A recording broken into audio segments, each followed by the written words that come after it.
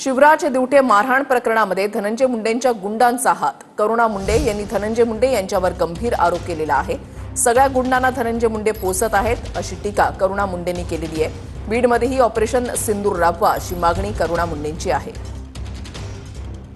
शिवराज दिवटे याला मारहाण झाली आणि स्वतः धनंजय मुंडे यांनी सुद्धा भेट घेतली आहे आणि मकोका लावण्याची मागणी केलेली आहे. काय म्हणाल?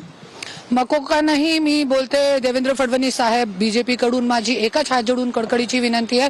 मकोका लावून हे हरामके लोकांना हरामची रोटी तोडण्यासाठी, सरकारी जनताचे पैशाची रोटी तोडण्यासाठी जेलमध्ये टाकण्यापेक्षा हे लोकांच्या ऑपरेशन सिंदूर सारखा ऑपरेशन एन्काउंटर करा आणि हे लोकांना सदाकाळच्यासाठी संपवा.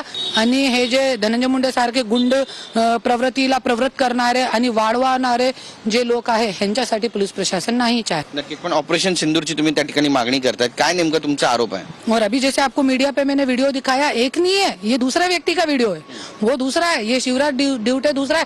वो छोटा सा बच्चा, छोटा सा लड़का, वो इस तरीके से मार रहा है.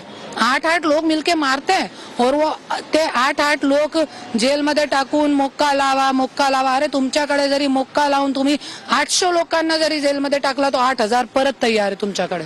काय करणार प्रशासन? हेच काम करत राहणार का? बीडमध्ये किती गुंड आहेत असे?